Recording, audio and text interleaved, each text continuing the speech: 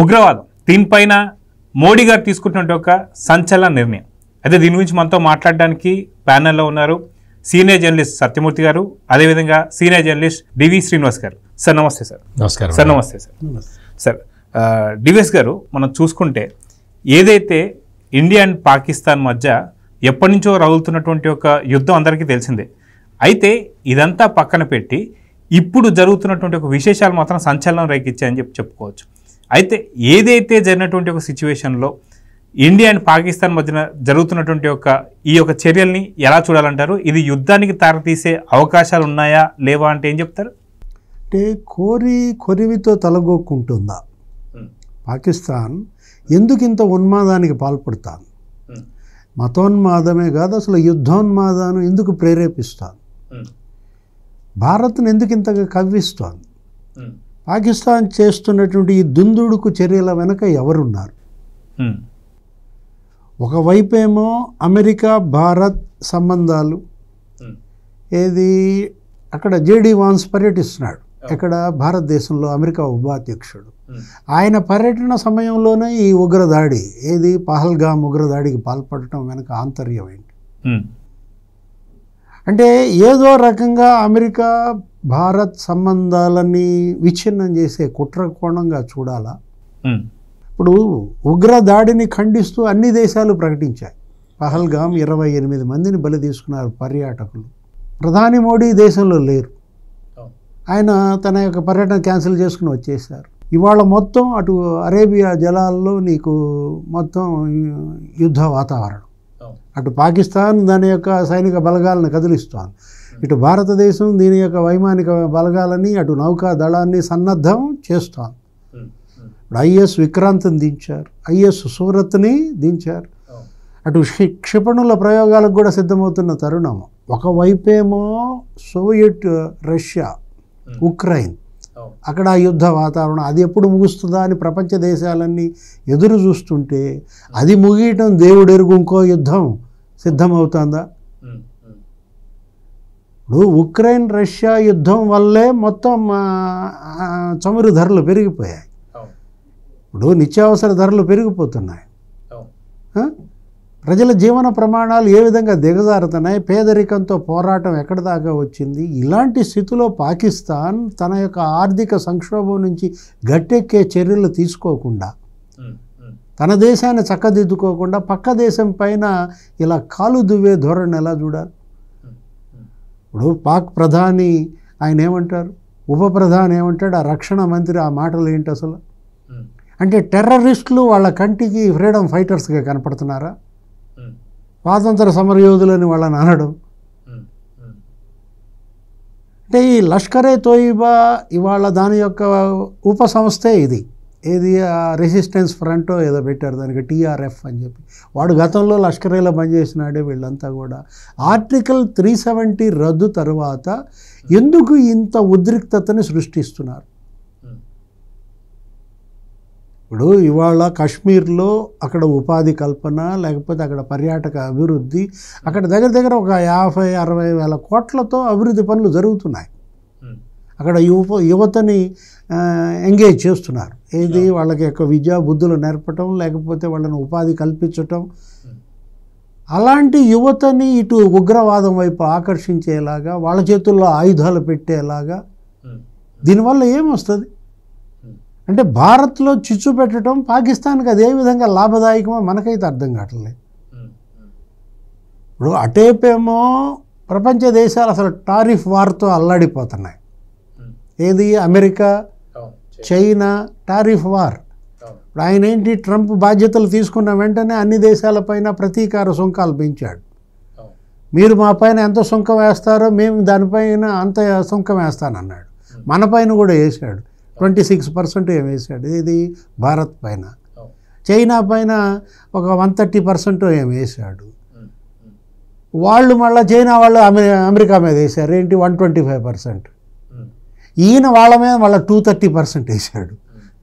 అసలు ఈ ప్రతీకార సుంకాలు వీటితో అతలాకుతలం అయిపోతున్నాయి ప్రపంచ దేశాలు. అసలు అక్కడ అమెరికాలో సంక్షోభం, ఆర్థిక సంక్షోభం. అక్కడ స్టాక్ మార్కెట్ అతలాకుతలం అవుతుంది. ఏది అన్ని దేశాల స్టాక్ ఎక్స్చేంజ్లు ఇంత వైబ్రేషన్స్ మనం చూడాల. ఇలాంటి పరిస్థితుల్లో ఇప్పుడు ఈ భారత్ పాక్ ఈ యుద్ధ వాతావరణం వల్ల ముందు పాకిస్తాన్ స్టాక్ ఎక్స్చేంజ్ కుదేలైపోయింది. అక్కడ రూపాయి విలువ పతనం, అక్కడ విదేశీ మార్గ నిల్వలు అడుగంటాయి. అరే నీ దగ్గర అన్ఎంప్లాయ్మెంట్ పెరిగిపోయింది, ఇప్పుడు దగ్గర 7% పెరిగిందంట ఎక్కడ పాకిస్తాన్లో నిరుద్యోగం. అది వదిలేసి అతనెవరు, బిలావర్ భుట్టో అంట, సింధు జలాల్లో రక్తం మారిస్తా అంటున్నాడు. అంతకుముందు అదే మాట. అంటే లష్కరే తోయిబా ఉగ్రవాదులకి వీళ్ళకి తేడా ఏంటి? వాళ్ళేమో ఉగ్రవాదులు, మీరేమో మంత్రుల, ప్రధానమంత్రుల. అంటే పాకిస్తాన్ ప్రధాని నోట ఉగ్రవాద మాటలేనా? మనకు అదే కనపడుతోంది. ఇప్పుడు సింధు జలాల ఒప్పందం రద్దు చేశారు మోడీ, సింధు జలాలు ఆపేశారు. అది ఎందుకు? ఆ చర్య, అంత తీవ్ర చర్యకి భారత ప్రభుత్వం ఎందుకు తీసుకుంది? ఆ ఉగ్రదాడి లేకపోతే తీసుకునేదా? పహల్గామ్ ఉగ్రదాడి మీరు యాక్షన్, దానికి రియాక్షన్ సింధు జలాల ఒప్పందం రద్దు. అది వదిలేసి సింధు జలాల ఒప్పందం యుద్ధ చర్య అంట. ఎవరంటారు? పాక్ ప్రధాని. ఇవాళ భారత్ పాక్ యుద్ధం అది గనక వస్తే నష్టపోయేది పాకిస్తాన్. అయితే సత్యమూర్తి గారు, మనం చూసుకుంటే పహల్గామ్ దాడి ఏదైతే ఉందో అసలుకి అంతకన్నా నీచమైంది ఇంకోటి లేదని చెప్పేసి అనుకోవాలి. అంటే ఇండియా పాకిస్తాన్లో జరుగుతున్నటువంటి యుద్ధ వాతావరణం మొత్తం కూడా ఇండియాలో అందరూ కూడా బాయి అని చెప్పేసి అని అనుకుంటుంటారు. ఇప్పటిదాకా ఏది కూడా అంత పెద్ద స్థాయిలో లేదు, ఏదో చిన్న చిత్కా మొత్తుకు ఏదో వస్తుంటారు తప్ప. కానీ ప్యాంట్లు ఇప్పి చూసి మరి కాల్చడాన్ని, నిజంగా ఇండియాలో ఉన్నటువంటి ఒక హిందూ ముస్లిమ్స్ ఉన్న సంబంధాన్ని చెడగొట్టి ఇక్కడ మత విద్వేషాలు రెచ్చగొట్టాలనే ప్లాన్ అని చెప్పేసి అనుకోవచ్చు అంటారా? అంటే ఇక్కడ మెయిన్గా ఏంటి అంటే కాశ్మీర్లో ఆర్టికల్ 370 రద్దు తర్వాత అక్కడ సామాజిక, రాజకీయ, ఆర్థిక పరిస్థితులు అన్నీ కూడా మారిపోయినాయి. మారిపోయి అక్కడ అప్పటి వరకు ఏంటంటే అదొక రిస్ట్రిక్టెడ్ ఏరియాగా ఉండేది. ఆ తర్వాత ఈ ఆర్టికల్ 370 రద్దు తర్వాత కాశ్మీర్ ప్రజలకి నిజమైన స్వాతంత్రం అంటే ఏంటో వాళ్ళకి తెలిసి వచ్చింది. అక్కడ కాశ్మీర్లో ఉండే వాళ్ళకి స్వాతంత్ర్యము, భారతదేశం గొప్పతనం అప్పుడు తెలిసి వచ్చినాయి వాళ్ళకి. అక్కడ కాశ్మీర్లో ఏంటి అంటే మొత్తం అంతా కూడా దాదాపుగా 70% పీపుల్ పర్యాటక రంగం మీద ఆధారపడి బతుకుతూ ఉంటారు. అక్కడ వాళ్ళకి ప్రధానమైన ఆదాయ వనరు ఏది అంటే పర్యాటక రంగం. అంటే దాల్ లేకులో పడవలు నడపటం, ఇప్పుడు పహల్గాంకి గుర్రాల మీద తీసుకెళ్ళటం, మనుషులను తీసుకెళ్ళటం, అక్కడ సౌకర్యాలు, ఇవన్నీ కూడా వాళ్ళ జీవనోపాధి. ఇప్పుడు ఈ టెర్రరిస్టులు ఏం చేస్తున్నారు అంటే అది మామూలుగా ఇండియా మీద దాడి చేయటం, లేకపోతే ఇండియా ఇది కాదు.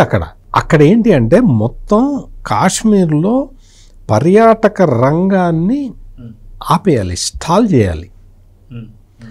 కాశ్మీర్లో పర్యాటక రంగాన్ని స్టాల్ చేస్తే ఏమవుతుంది? అక్కడ యువతకి ఉద్యోగాలు పోతాయి, ఉపాధి దూరం అయిపోతుంది. వాళ్ళు ఇంకా ఏం చేయాలో అర్థం కాక ప్రభుత్వం మీద తిరుగుబాటు చేస్తారు, భారత ప్రభుత్వం మీద తిరుగుబాటు చేస్తారు, చేసి వాళ్ళు మిలిటెంట్లుగా మారతారు అనే దీర్ఘకాలిక ప్రణాళికని దృష్టిలో ఉంచుకొని ఈ లష్కరే తోయిబా ఫ్రంటల్ ఆర్గనైజేషన్ వచ్చి ఈ దాడి చేసింది. ఇక్కడ పర్యాటక రంగాన్ని మొత్తం ఆపేయటానికి, నిలిపేయటానికి, తద్వారా స్థానిక ముస్లింలకు ఉపాధి దూరం చేయటానికి, ఫలితంగా వచ్చే దీనివల్ల ఆ డెవలప్మెంట్స్ తోటి వీళ్ళని ఉగ్రవాదులుగా తయారు చేసుకోవటానికి వాళ్ళు వేసిన ప్లాన్ ఇది. ఇక్కడ వాళ్ళు అంత ప్లాన్ వేశారు. అంత ప్లాన్ వేసి ఇక్కడ పర్యాటకుల్ని చంపేశారు. పర్యాటకుల్ని చంపిన తర్వాత అక్కడ మొత్తం అంత టూరిజం ప్లాన్లలో వాటిట్లో వెళ్ళిన వాళ్ళందరూ కూడా రిటర్న్ అయిపోతున్నారు. కొత్త వాళ్ళు వెళ్ళరు కూడా, ఇప్పుడిప్పుడే వెళ్ళరు కూడా. ఇది ఉగ్రవాదులకు కావాల్సింది ఇదే. అందుకనే వాళ్ళు ఇటువంటి పని చేశారు. ఇప్పుడు మనం చేస్తున్నది ప్రతీకార దాడి కానే కాదు. మనం సింధు జలాలు మనం నిలిపివేసినా కానీ, ఇంకా ఎటువంటి చర్యలు తీసుకున్నా కానీ అదేదో పాకిస్తాన్ మీద ఒక యుద్ధ వాతావరణాన్ని క్రియేట్ చేయడానికి కాదు. వాళ్ళకి బాధ్యత తెలియాలి. పాకిస్తాన్కి ఒక బాధ్యత ఉండాలి కదా, తెలియాలి కదా.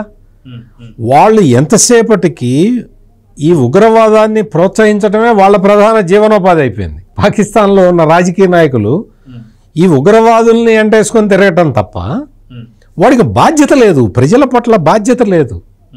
ఇందాక డివిఎస్ గారు చెప్పినట్టు అక్కడ మొత్తం ఆర్థిక సంక్షోభంలో ఉంది పాకిస్తాన్. ఫారిన్ రిజర్వ్స్ అన్నీ తగ్గిపోయినాయి, మొత్తం అసలు ఇంకేం లేవు. అక్కడ పంటలు పండే అవకాశం లేదు, ప్రజలకి తిండి పెట్టే అవకాశం లేదు, ఉపాధి కల్పించే అవకాశం లేదు. దుర్భర దారిద్ర్యంలో పాకిస్తాన్ ప్రజలు ఉంటే వాళ్ళు ఏం చేయాలి? భారత్ లాంటి దేశాలతోటి మంచిగా ఉండి మంచి సంబంధాలు పెట్టుకొని వాళ్ళ ప్రవర్తన మార్చుకొని, అయ్యా మాకు పంపించండి అంటే గోధుమలు పంపిస్తాడు. అప్పుడు పాకిస్తాన్ ఆక్యుపైడ్ కాశ్మీర్లో భూకంపం వస్తే ఎవరు ఆదుకున్నారు? నరేంద్ర మోడీ ఆదుకున్నాడు. పాకిస్తాన్ ఏం చేయలేకపోయింది, వాళ్ళ దగ్గరే లేవు, వాళ్ళేమిస్తారు? అందుకని పాకిస్తాన్ ఆక్యుపైడ్ కాశ్మీర్లో ఈ కరువు వచ్చినా, భూకంపం వచ్చినా, ఏదొచ్చినా కానీ ఇండియానే ఆదుకుంటున్నది. అటువంటి పరిస్థితుల్లో వాళ్ళు ఇంకా మంచిగా ఉండి, అయ్యా మాకు ఇంకొక 10 బస్తాలు గోధుమలు పంపించండి అంటే నరేంద్ర మోడీ ఆనందంగా పంపిస్తాడు, తిని బతకండి అని. అటువంటిది ఇటువంటి దాడులు చేయించడం దేశంలోనే పంచుతున్నాడు కదా, దేశంలోనే పంచుతున్నాడు. వాళ్ళకేముంది, ఇంకో 4 బస్తాలు అటు వేసిరా పోండిరా వాళ్ళు కూడా తింటారు అని చెప్పే పెద్ద మనసున్న వ్యక్తి నరేంద్ర మోడీ. అటువంటి వ్యక్తిని నువ్వు, అటువంటి వ్యక్తి పాలనలో ఉన్న భారతదేశాన్ని నువ్వు డిస్టర్బ్ చేద్దామని చూస్తే నువ్వేం డిస్టర్బ్ చేయగలుగుతావు? నువ్వు వచ్చి ఇక్కడ పహల్గావ్లో వచ్చి నువ్వు కొంతమంది ముష్కరుల్ని పంపించి కాల్పులు జరిపించావు. నీకు అక్కడ బెలూచిస్తాన్లో ఏమైంది? నీ ఆర్మీ మొత్తం పటాలం లేచిపోయింది. బెలూచిస్తాన్ లిబరేషన్ ఫ్రంట్ వాళ్ళు మొత్తం లేపేశారు. పైగా ఓ 30 మంది 40 మందినో లేపేశారు పాకిస్తాన్ ఆర్మీని. లేపటమే కాకుండా వాళ్ళు క్లియర్ కట్గా చెప్పారు, ఇది మొదలు ఇది నీ ఆర్మీ వాడు ఎవడన్నా ఇక్కడ లోపలికి మా బెలూచిస్తాన్లోకి ఎంటర్ అయితే లేపుతామని హెచ్చరించారు. అంటే నువ్వు ఇన్ని సంవత్సరాల పాటు ఉగ్రవాదాన్ని పెంచి పోషించి ఇండియా మీదకి పంపిస్తూ ఉంటే నీ పక్కలో బెలూచిస్తాన్ నీకు తిరుగుబాటు వీరులు రెడీ అయిపోయారు. వాళ్ళు ఇప్పుడు పాకిస్తాన్ సైన్యాన్ని వేటాడటానికి వాళ్ళు నిర్ణయించుకున్నారు. అందుకని ఉగ్రవాదుల్ని ప్రోత్సహిస్తే ఉగ్రవాదానికి నువ్వే బలైపోతావు. ఇది ఇప్పటికీ తెలుసుకోకుండా వీళ్ళు ఈ విధంగా ప్రవర్తించటం అనేది మొత్తం మానవ జాతి, ఇప్పుడు ప్రపంచంలో ఉన్న చాలా దేశాలు భారత్కి సంఘీభావం ప్రకటిస్తున్నాయి. ఎందుకు ప్రకటించినాయి? ఈ పాకిస్తాన్ చేసే దుశ్చర్యలు వీటిని ప్రపంచ దేశాలన్నీ తిప్పికొడుతున్నాయి. కుట్రలు, కుతంత్రాలు ఇవన్నీ చేసుకోవడం, వీటి ద్వారా ఉగ్రవాదాన్ని ప్రోత్సహించటం. ఈ ఉగ్రవాదులే అంటే పాకిస్తాన్ మొత్తం ఉగ్రవాదులే ఉన్నారు అనే విధంగా అక్కడ ప్రెసిడెంట్ కానీ ప్రైమ్ మినిస్టర్ కానీ వీళ్ళు ప్రవర్తిస్తూ ఉంటే ఇంక నీకు ఎవరికి చెప్పాలి? అందుకని ఇప్పుడు జరుగుతున్న పరిణామాలన్నీ కూడా ఇంకా తీవ్రంగా ముందరికి వెళ్ళాల్సిన అవసరం ఉంది. ఇంకొకటి ఏంటంటే ఇప్పుడు నరేంద్ర మోడీ ఆలోచించాల్సింది ఏంటి అంటే, this is the right time. పాకిస్తాన్కి గట్టిగా గుణపాఠం చెప్పటానికి ఇది సరైన సమయం. ఈ సమయంలోనే గట్టిగా బుద్ధి చెప్పాలి. ఇంకా వేరే విధమైన ఇది జరిగితే అది ఎట్లా అవుతుంది, యుద్ధం జరిగితే మళ్ళీ మనం వెనక్కి వెళ్తామేమో, యుద్ధం జరిగితే యుద్ధం చేస్తే మళ్ళీ మిగిలిన దేశాలు ఎట్లా రియాక్ట్ అవుతాయి, ఇటువంటివి ఏమి ఆలోచించాల్సిన అవసరం లేదు. ప్రపంచం మొత్తం భారతదేశం వైపు ఉన్నది. అందుకని ఇప్పుడు పాకిస్తాన్ మీద తీవ్రమైన చర్యలు తీసుకోవాలి. అసలు ఎంత తీవ్రంగా ఉండాలంటే పాక్ ఆక్యుపైడ్ కాశ్మీర్ నుంచి పాకిస్తాన్ని తరిమి కొట్టాలి. అది చేయాలి. ఇంకా నేను లాహోర్ దాకా వెళ్ళి యుద్ధం చేయమంటలే నేను. పాకిస్తాన్ ఆక్యుపై చేసిన కాశ్మీర్ నుంచి వీళ్ళని తరిమి కొట్టండి. యుద్ధం చేస్తే తప్పేమీ లేదు. యుద్ధం చేయటం తప్పే ఎట్లా అవుతుంది? వాడొచ్చి కాశ్మీర్ని ఆక్యుపై చేస్తే ఆక్యుపై చేసిన వాడిని తరిమి కొట్టడం తప్పే ఉంది అందులో.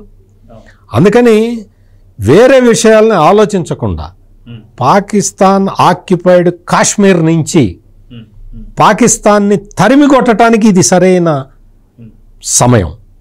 ఇప్పటికే రాజ్నాథ్ సింగ్ ఆల్రెడీ ఇప్పటికి 2-3 సార్లు చెప్పాడు, పిఓకేని లిబరేట్ చేస్తామని చెప్పాడు. ఆ మాట కట్టుబడి ఇప్పుడు భారత సేనలు మొత్తం ముందరికి వెళ్తే భారతదేశ ప్రజలే కాదు ప్రపంచ దేశాలు కూడా హర్షిస్తాయి. అయితే డివిఎస్ గారు మనం చూసుకుంటే ఏదైతే ఈ పాకిస్తాన్కి సంబంధించినటువంటి యొక్క కవ్వింపు చర్యలు మనం చూస్తూ వస్తున్నాం, అది కాక గతంలో కూడా ఎక్కడో విన్నట్టుంది ఏంటంటే నీటి వల్లే 3వ ప్రపంచ యుద్ధం రాబోతుందని చెప్పేసి. అదే ఇది అనుకోవాలా? నిజంగా అది జరిగితే ఇండియా వైపు ఏ దేశాలు ఉన్నాయి? ఎందుకంటే చైనా కూడా పాకిస్తాన్కి ఈ విషయంలో సపోర్ట్ చేస్తే చైనాని ఎలా చూడాలి అంటే ఏం చెప్తారు? అంటే మనం అనుకుంటోంది అదే. అసలు దీని వెనక ఈ అదృశ్య శక్తి ఎవరు, చైనా పాత్ర ఎంత? ఇవాళ పాకిస్తాన్ ఎవరే అండ చూసుకుని ఇలా కాళ్ళు దువ్వుతోంది. ఇప్పుడు యుద్ధమే కనుక కోరుకుంటే భారత్ సిద్ధం. ఇప్పుడు మన సత్యమూర్తి గారు చెప్పారు, నిన్న మోడీ ప్రధాని కూడా అదే మాట్లాడారు, ఉగ్రవాదులను ఏరేస్తానన్నాడు. ఉగ్రవాదుల్ని ఏరివేయడమే కాదు, ఉగ్రవాదుల అడ్డగా మారిన భూభాగాన్ని నాశనం చేస్తా అన్నాడు. ఏది ఇప్పుడు అదే మన సత్యమూర్తి గారు అన్నది, పాక్ ఆక్యుపైడ్ కాశ్మీర్, వీళ్ళకి అడ్డంగా మారినటువంటి ఆ భూభాగం ఇవాళ ఏంటి మళ్ళీ భారత స్వాధీనంలోకి రావాలా, వస్తే తప్ప అక్కడ లిబరేషన్ అనేది జరగదన్నమాట. గత 5 ఏళ్లుగా ఇవాళ కాశ్మీర్ ఉత్తేజం ఒక రకంగా కళకళలాడుతోంది. పర్యాటకుల సంఖ్య పెరిగారు. ఇప్పుడు లాస్ట్ ఇయరే దగ్గర 2 కోట్ల మంది పర్యాటకులు సందర్శించారు. ఎందుకంటే కాశ్మీర్కి ఆదాయం అదే. ఇప్పుడు నిన్న వీళ్ళు వెళ్ళిన ప్రాంతం ఆ లోయ అదేంటి, అది మినీ స్విట్జర్లాండ్ అంట. అంత అందమైన ప్రదేశం, చక్కగా వాళ్ళు పర్యాటకులు వెళ్ళి వాళ్ళు అక్కడ ఉన్నటువంటి ఉపాధి అదే. ఏది అటు గైడ్ తీసుకెళ్ళటం, అలాంటి దాన్ని వీళ్ళు నాశనం చేస్తున్నారంటే ఇప్పుడు యాక్చువల్గా ఏంటంటే కాశ్మీర్ అభివృద్ధికి వాళ్ళు మోకాలు అడుగుతున్నారు. కేంద్ర ప్రభుత్వం అక్కడ పెద్ద ఎత్తున అభివృద్ధి చేస్తుంది. 70 ఏళ్లలో కాశ్మీర్లో వచ్చిన పారిశ్రామిక పెట్టుబడులు 14,000 కోట్లు అయితే గత 10 ఏళ్లలో 12,000 కోట్లు వచ్చినాయంట. ఇంకా 1,00,000 కోట్ల పైన ఎంఓయూలు చేసుకున్నారు. ఎక్కడ ఒక కాశ్మీర్కే ఇప్పుడు 60,000 కోట్ల వర్కులు అక్కడ జరుగుతున్నాయి. 80,000 కోట్లతో అక్కడ పనులు చేస్తుంటే 60,000 కోట్ల వర్కులు అసలు కంప్లీట్ అయ్యాయంట ఈ 5 ఏళ్లలో. అక్కడ రోడ్ల నిర్మాణం జరుగుతోంది, అక్కడ పూర్తిగా ఇన్ఫ్రాస్ట్రక్చర్ డెవలప్ చేస్తున్నారు. కాశ్మీర్లో ఇంత అభివృద్ధి జరగటం పాకిస్తాన్కి కన్నెర్రగుందా? కంటగింపు అయినట్టుగా కనపడుతోంది మనకు ఒక రకంగా చూడాలంటే. ఇప్పుడు గత 10 ఏళ్లలో దగ్గర నీకు 10,800 మంది ఆయుధాలు వదిలేశారంట మన ఈ టెర్రరిస్టులు. మొన్న అమిత్ షా రాజ్యసభలోనే ఇక్కడ చెప్పారు ఆ లిస్టు. ఉగ్రవాద మరణాలు 80% తగ్గినాయి అంట.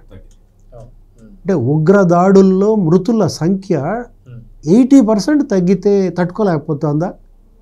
ఈ హత్యాకాండ ఏంటి, ఈ రాక్షస చర్యల దీన్ని ఎలా చూడాలి? నరమేధం చేయాలని చూస్తుందా ఏంటి పాకిస్తాన్ ఇవాళ? రక్తం బారిస్తానంటున్నాడు అతను బిలావర్ భుట్టో. అరే భుట్టో అనే ఇంటి పేరుకే వాళ్ళు తగరు.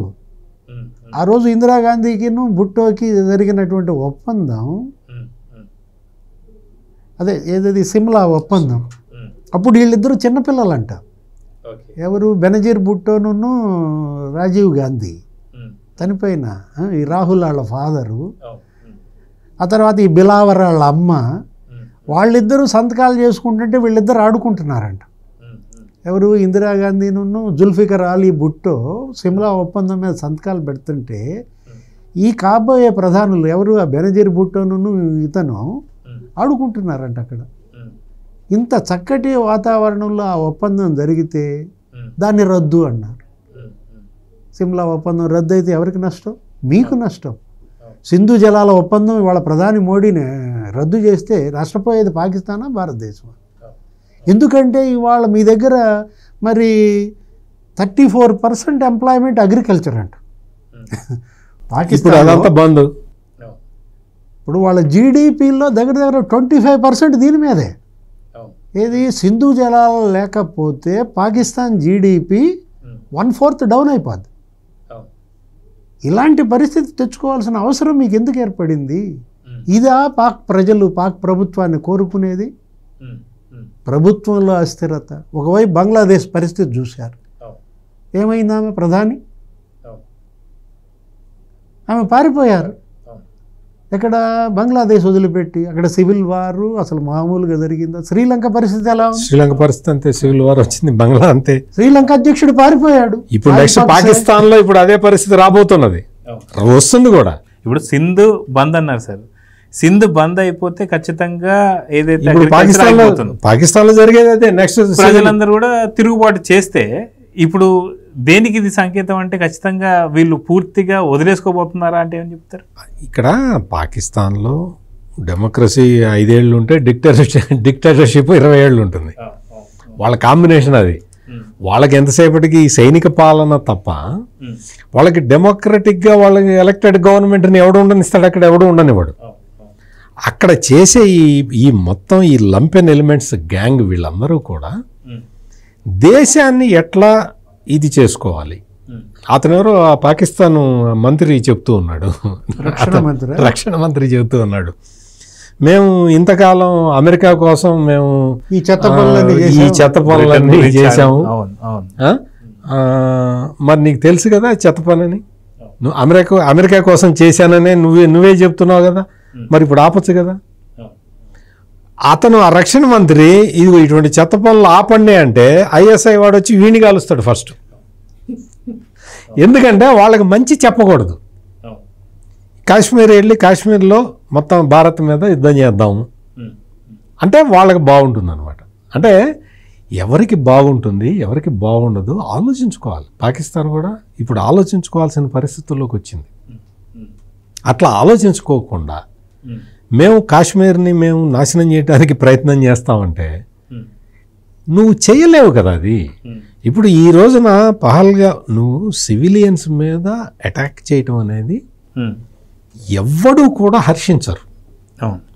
నువ్వు మిలిటరీ బేసులు అవి ఇవి నువ్వు పెట్టుకో, నువ్వు పెట్టుకుంటున్నావు ఆల్రెడీ. మిలిటరీ క్యాంప్ అని పెట్టి ఆడు ఉగ్రవాదులకి ట్రైనింగ్ ఇస్తాడు పాకిస్తాన్ వాడు. అది ఒప్పుకున్నాడు, ట్రైనింగ్ ఇస్తున్నాను ఒప్పుకున్నాడు. నువ్వు ఆర్మీ క్యాంప్ పెట్టేది ఎందుకు? నీ ఆర్మీకి ట్రైనింగ్ ఇవ్వటానికా ఉగ్రవాదులకి ట్రైనింగ్ ఇవ్వటానికా? అంటే పాకిస్తాన్ ఇప్పుడు ప్రస్తుత పరిస్థితుల్లో ఒంటరి అయిపోయింది. మీకు వచ్చిన డౌట్ అక్కడ డౌట్ రావాల్సిన అవసరం లేదు. ఇప్పుడు కనుక చైనా వచ్చి పాకిస్తాన్కి మేము సపోర్ట్గా ఉంటామని చెప్పి అంత సీన్ కూడా ఎక్కడ కనపట్టలేదు. ఇక్కడ పరిస్థితి ఏంటంటే పాకిస్తాన్ ఒంటరిగా అయిపోయింది, ఒంటరి దేశం అయిపోయింది. ఎవ్వరూ కూడా ఈ ఉగ్రవాదాన్ని సహించే పరిస్థితుల్లో లేరు ప్రపంచంలో ఏ దేశం కూడా. ముస్లిం దేశాలే పాకిస్తాన్ని వ్యతిరేకిస్తూ ఉన్నాయి. అది ప్రస్తుత పరిస్థితి. ఈ వాస్తవ పరిస్థితిని తెలుసుకొని ఇప్పటికైనా పాకిస్తాన్ ప్రైమ్ మినిస్టరు ఏదో ఎంక్వైరీకి ఆర్డర్ చేశాడు. ఈ ఒత్తిడి తట్టుకోలేక ఏం తట్టుకుంటాడు, ఎట్లా తట్టుకుంటాడు? మొత్తం అంతర్జాతీయంగా వస్తున్న ఒత్తిడిని తట్టుకోలేక మేము నిష్పక్షంగా ఎంక్వైరీ చేస్తామని చెప్తూ ఉన్నాడు. నువ్వు నిష్పక్షపాతంగా చేసినా ఏం చేసినా కానీ వాడిని వాడిని తీసుకొచ్చి వాడు నీ దగ్గరకు వచ్చా ఇక్కడే ఉన్నారు, ఇక్కడ 2-3 పట్టుకొనే ఉంటారు ఈ పాటికి. కాకపోతే ఏంటంటే వాటి మొత్తం అన్ని విషయాలు తెలుసుకోవాలి కాబట్టి బయటికి చెప్పరు. భారత సైన్యం అంత ఈజీగా ఏమి లేదు ఇక్కడ. ఇప్పుడు మొత్తం పాకిస్తాన్ కూడా సరెండర్ అయిపోయి వాళ్ళు ఈ బెదిరింపులు ఈ ఉడత ఊపుళ్ళు మానేసి వాళ్ళు వచ్చి కొంచెం సరెండర్ అయిపోతే ఈ ఉగ్రవాదాన్ని ఉగ్రవాదుల్ని ఏరివేయటానికి వాళ్ళు కూడా వాళ్ళ వంతు కృషి వాళ్ళు చేస్తే మిగిలిన పని భారత్ చేసుకుంటుంది. ఇక్కడేమి భారత్ తీసుకునే నిర్ణయాలకి ప్రపంచంలో ఏ దేశము కూడా వ్యతిరేకించదు. ఎందుకు అంటే భారతదేశానికి ఉన్న క్రెడిబిలిటీ అది. ఇప్పుడు నెక్స్ట్ పాకిస్తాన్కి ప్రధానంగా బెలూచిస్తాన్ నుంచి విపరీతమైన ఒత్తిడి వస్తున్నది. అక్కడ ప్రజలు తిరుగుబాటు చేస్తున్నారు. ఇంకోవైపు ఆఫ్ఘనిస్తాన్ నుంచి కూడా వాళ్ళు కూడా పాకిస్తాన్ని ఒంటరి వాళ్ళని చేసేసి పాకిస్తాన్ వాళ్ళని ఎవరు అటువైపు ఆ బోర్డర్లోకి అడుగు పెట్టకుండా వాళ్ళు చేస్తూ ఉన్నారు. ఇటువంటి సంక్లిష్ట పరిస్థితులు పాకిస్తాన్కి వచ్చి ఉన్నాయి. అందుకనే this is the right time. పిఓకేని లిబరేట్ చేయటానికి this is the right time. ఈ రైట్ టైంలో ఇప్పుడున్న పరిస్థితుల్లో ఇప్పుడున్న భారత్కున్న సానుకూల వాతావరణంలో మొత్తం కాశ్మీర్లో మనకి మ్యాప్ చూపించిన విధంగా మన మ్యాప్లో కాశ్మీర్ ఎట్లా ఉంటుందో ఆ విధంగా తీసుకొచ్చే దానికి ఇప్పుడు ప్రధాని నరేంద్ర మోడీ చర్యలు తీసుకోవాలి. ఇంకా వెనక ముందు ఆలోచించాల్సిన అవసరమే లేదు. భారతదేశం మొత్తం నరేంద్ర మోడీ వెనకే ఉన్నది. నరేంద్ర మోడీ ఏ నిర్ణయం తీసుకున్నా కష్టమైన సుఖమైన అనుభవించటానికి భారత ప్రజలు సిద్ధంగా ఉన్నారు. అందుకని నరేంద్ర మోడీ ఖచ్చితమైన నిర్ణయం స్థిరమైన నిర్ణయం తీసుకొని మొత్తం పాకిస్తాన్ ఆక్యుపైడ్ కాశ్మీర్ని లిబరేట్ చేసేయాలి. దానివల్ల చైనా కోపం వస్తుందా, లేకపోతే దీనికి కోపం వస్తుందా, దానికి కోపం వస్తుందా, ఏమి చూడాల్సిన పని లేదు. వెనక ముందు ఆలోచించాల్సిన పని లేదు. This is the right time. మొత్తం ప్రపంచ దేశాలన్నీ మోడీ వెనకే ఉన్నాయి. భారతదేశ ప్రజలందరూ నరేంద్ర మోడీ వెనకే ఉన్నారు. నరేంద్ర మోడీ ఏ నిర్ణయం తీసుకున్నా కానీ భారత ప్రజలందరూ కట్టుబడి ఉంటారు. ఆఖరిగా డివిఎస్ గారు మనం చూసుకుంటే 75 మిలియన్ క్రోర్స్ అనేది మన ఇండియన్ ఏదైతే ఉందో ఆర్మీకి మనం ఖర్చు పెడతాం. కానీ అదే విధంగా చూసుకుంటే 7.5 మిలియన్ మాత్రమే పాకిస్తాన్కి సంబంధించినట్టు ఆర్మీకి అది ఖర్చు పెడుతుంది. సో ఇలాంటి టైంలో ఈ కవ్వింపు చర్యలు అవసరమా అంటే ఏమంటారు? లేపి దండించుకోవటం. యుద్ధం వస్తే 3 రోజుల్లో అయిపోతుంది. పాకిస్తాన్ మొత్తం తుడిచిపెడతారన్నమాట. వాళ్ళు ఎదుర్కొంటుంది ప్రత్యర్థి ఎవరు? ఇప్పుడు మనం తీసుకున్నట్లయితే ఇప్పటికి 4 సార్లు కొట్టించుకున్నారు. ఇప్పుడు 1947 దగ్గర నుంచి 47లో కానీ 65లో కానీ 71లో కానీ మొన్న కార్గిల్ యుద్ధంలో కానీ ఇప్పుడు నెహ్రూ హయాంలో ఇందిరాగాంధీ హయాంలో 3 సార్లు దండించుకున్నారు. వాజ్పేయి ఒకసారి దన్నాడు. అరే నిన్న లేటెస్ట్గా సర్జికల్ స్ట్రైక్స్ మనం చూసాం. అంటే మరో సర్జికల్ స్ట్రైక్స్ అవసరమా? అసలు లేదు. నిజంగానే ఇక వార్రా. ఎందుకంటే ఇవాళ భారతదేశం తన యొక్క భూభాగాన్ని రక్షించుకోవటమే కాదు, ఇక్కడ ఉన్నటువంటి మళ్ళా దేశాన్ని ఆర్థిక సంక్షోభంలోకి నెట్టకుండా చూసుకోవాలి. ఇప్పుడు బాహ్య శక్తుల్ని ఎదుర్కోవటం, అంతర్గత శక్తులతో పోరాటం. ఇవాళ మోడీ 3.0 స్టార్ట్ అవ్వగానే కేవలం ఇంకా ఏడాది కూడా కాల, సంవత్సరం కూడా కాకుండానే వీళ్ళు ఈ విధమైన దాడులకు పాల్పడుతున్నారంటే దీని వెనుక ఏముంది? Hidden agenda. మోడీ ప్రభుత్వాన్ని అస్థిరపాలు చేయాలనే కుట్రకి సూత్రధారులు ఎవరు? ఈ ఉగ్రదాడిని మనం రాజకీయ కోణంలో చూడాలా, భద్రతా కోణంలో చూడాలా? అంటే ఇప్పుడు మనం తీసుకున్నట్లయితే కావాలనే కొంతమంది పాకిస్తాన్ వెనక చేరి రెచ్చగొడుతున్నట్టుగా కనపడుతుంది. ఏదో రకంగా మోడీ ప్రభుత్వాన్ని అస్థిరపరచాలనే కుట్ర కనపడుతుంది. ఈ విషయంలో అఖిలపక్ష సమావేశం మొన్న ఏర్పాటు చేశారు. అందరూ సంఘీభావం ప్రకటించారు. దేశ ప్రజలంతా ఇవాళ రగిలిపోతున్నారు. ఇది పర్యాటకులపై దాడి కాదు, ఇది దేశంపై దాడి, ఇది రాజ్యాంగంపై దాడి అన్నమాట. అందుకే ఇవాళ ప్రధాని మోడీ కూడా దీనికి తీవ్ర గుణపాఠం చెప్పడానికి సిద్ధమవుతున్న నేపథ్యంలో ఇప్పుడు బాల్ పాకిస్తాన్ కోర్టులో ఉంది. మన కోర్టులో లేదనమాట. ఇప్పుడు శాంతి కావాలా, యుద్ధం కావాలా, డిసైడ్ చేసుకోవాలి. శరణమా, అదేదో బాలకృష్ణ డైలాగ్ ఏంటది, రణమా శరణమా, తేల్చుకోవాల్సింది పాకిస్తాన్.